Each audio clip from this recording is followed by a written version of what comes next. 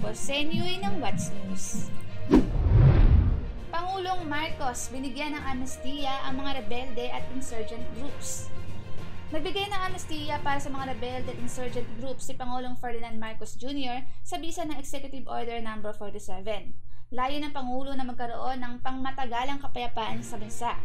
Kabilang sa mga nabigyan ng amnestiya ay ang mga miyembro ng Moro Islamic Liberation Front, Moro National Liberation Front, Revolutionaryong Partido ng Manggagawa ng mga Pilipinas o Revolutionary Proletarian Army o Alex Buang Callao Brigade, at mga dating miyembro ng Communist Party of the Philippines, New People's Army, National Democratic Front.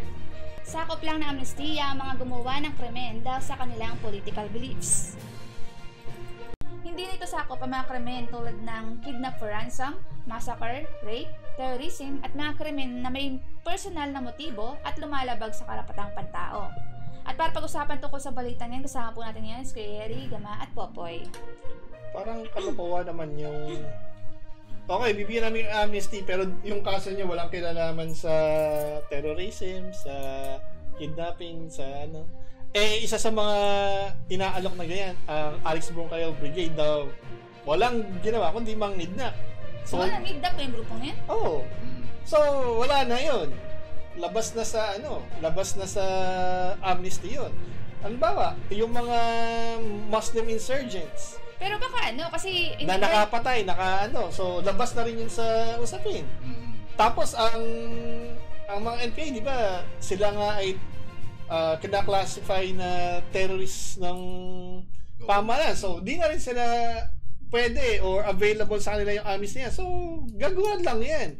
So parang nagsasabi na, eto, meron kaming magandang panuhan para sa kapayapaan, pero joke lang yan. Kasi the fact na yan yung kanilang definition na ito ay para lamang sa mga tao na ang kanilang tanging kasalanan ay naniniwala sila sa isang particular na ideology na hindi sila gumawa ng tinuturing naming masama. Like for example nga, sumapi sa mga terrorist activities. Yun nga lang dito, pagsali halimbawa sa Union ay kina-classify na ka na, komunista ka na, terorista ka na. So, ano yan? Kung hindi lang yan, parang moro-morong pang kapayapaan kuno. Kasi sa kanila na mismo nanggaling eh. Paano yung may mga nire-red tag nila na Kaya nga, yun nga. Kasi binasa mo kanina, ano yung definition? Sino lang yung pwede? Na ang tanging kasalanan lang nila ay may kinalaman sa paniniwala sa specific na nataliwas sa na ideology. So sino lang yung pwede doon? 'Di ba? Walang yan. Wala. Kapupuntahan yan kasi hindi sila seryoso doon sa usaping kapayapaan. Batay pa lang doon sa panukala na yan. Kasama sa exempted yung sa terrorism kinoconsider hindi, basahin mo ng maigi, Senyoy. Kinoconsider na terrorism yung sa di ba? So, hiwalay din, hindi din sakop. Exempted doon sa binibigay na amnesty. The fact na ikaw ay affiliated, di ba? Ina-affiliate nila yung NDF sa terorismo. So, hindi na sila pwede. Anong klaseng yun? Anong klaseng amnestiya Wala rin. Parang lang din. Sinabi lang niya. Magaling silang gumawa nung mapalabok at ma-PR na pananalita, pero walang laman. Para lang may mabigay lang silang may masabi lang sila. Oo. Parang yung 20 pesos na bigas. May masabi lang silang maganda, kakagatin ng masa, tapos wala na. Hindi naman nila kailangan to pa rin. Talaga pa lang ngayon, medyo pag-uusapan, tapos siguro next week wala na. Malalaman kung magre-release. Halimbawa, yung sa economy, umaasa po tayong makakabawi tayo at matatamaan pa rin natin yung ating target by the end of the year. Pero at the same time, sinasabi ni Sarah na ihanda natin yung mga sarili sa panahon ng tag-hirap. So, lang siya, nagsasabi sila na something good is happening, but at the same time, everything is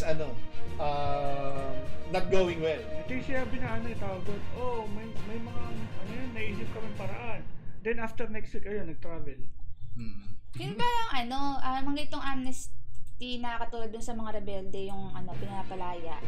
Ginawa na ba to sa mga nakaraang Oh, hindi na yan bago. So normal na na proceedings na may mga rebeldeng yan pinapalaya. Oo naman. Anong rebelding pinapalaya? Ay, mga Mali mga yata grupo. yung intindihin natin dun sa kung ano yung amnesty to. Ibig sabihin, pwede kayo magbalik loob sa government, wala kayong kasong kakaharapin, o ganyan. Magbababa ka ng armas, ganyan. Babalik loob ka. Yun yung yun yung end game nung na yan, nung peace offering na binabanggit na yan. Nangyari na yan before. Pero at the same time, panahon nila, pangalan nito, ni Erap, naging all-out war bigla. Sa ata yun? Sa Moro? Hindi lang. Sa Moro man. Hindi, bukod sa Moro, ganoon din sa sa mga CPP. Pangalan to. Sa mga New People's Army. So ganoon din. Kaya nga takot din yung nanganak niya, may mga naging factions pa bukod dun sa sa communist front. So parang dati ng story yan, dati ng pero nakakapagtaka, sa loob ng 50 taon, hindi nila magabi yung sinasabi nilang humihina, lumiliit at natatalo ng mga namumundok.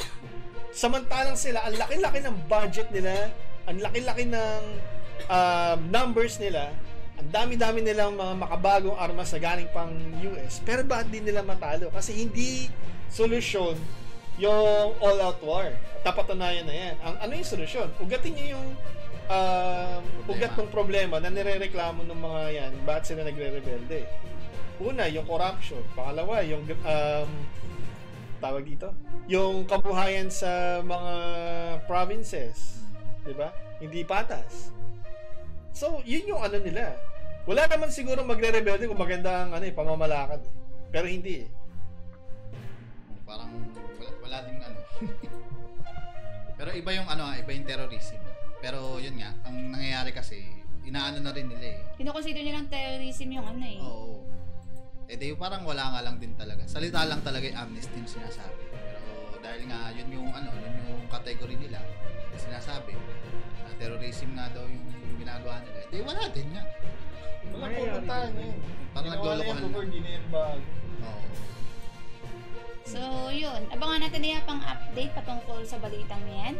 At para po sa pang balita, manood lang po kayo ng What's News, FPS Media, NCA YouTube channel po natin.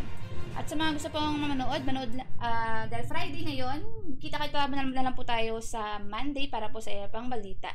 At yan po, ako po si Sen Yui, at po kasama po natin si Gama at Kuya Yeri para sa ating What's News.